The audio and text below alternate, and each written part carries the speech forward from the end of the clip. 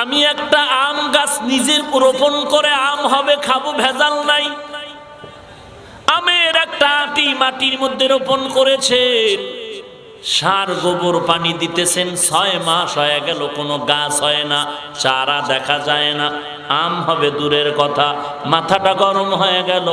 দৌড়াইয়া কৃষি অফিসে গিয়ে কয়, স্যার, আমের আটি মাটিতে রোপণ করলাম, খেদমতে কোনো ত্রুটি নাই, সার গোবর পানি দিলাম, চারা কেন হয় না, মাটির উপরে কেন আম দেখা যায় না, আমের গাছ কেন দেখা যায় না? কৃষি বিভাগের লোকেরা তদন্ত করতে আসলেন। তদন্ত করার পর রেজাল্ট দিয়া বলে, ভাই শুনে নাও, তোমার খেদমতে কোনো ত্রুটি নাই, তোমার সব ঠিক আছে, তবে আমের চারা কেন মাটির উপরে দেখা যায় না? বলে, আমের আটির মধ্যে যেই নরম অঙ্কুর থাকে, অঙ্কুর, ওই অঙ্কুরটা পুরাটাই পচা। যদি তাজা হইতো মাটির উপরে চারা দেখা যাইতো। আমের আটির মধ্যে নরম অঙ্কুর যদি তাজা হইতো মাটির উপরে গাছ দেখা যাইতো।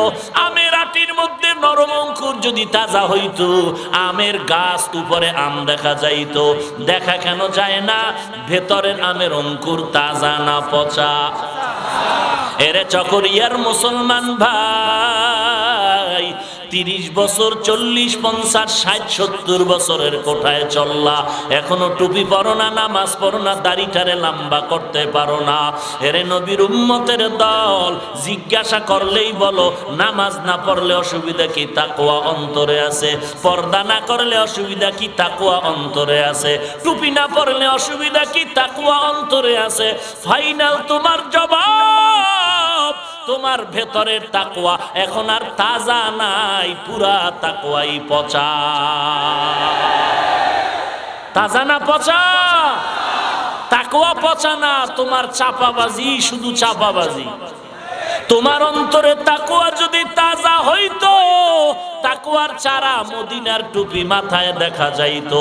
তোমার অন্তরের তাকওয়া যদি তাজা হইতো, মদিনার চারা তোমার গালের মধ্যে দাড়ি দেখা যাইতো। তোমার অন্তরের তাকওয়া যদি তাজা হইতো, মদিনার পোশাক তোমার বডিতে দেখা যাইতো। মদিনার টুপি নাই, দাড়ি নাই, নামাজ নাই, পর্দা নাই, এরপরও যদি বলো তাকওয়া ভেতরে আছে, আর কোনো সন্দেহ নাই, এই জমিনে তুমি টাটকা বড় চাপাবাজ। हम सूरतो हम सीराते मुस्तफा दर तमाम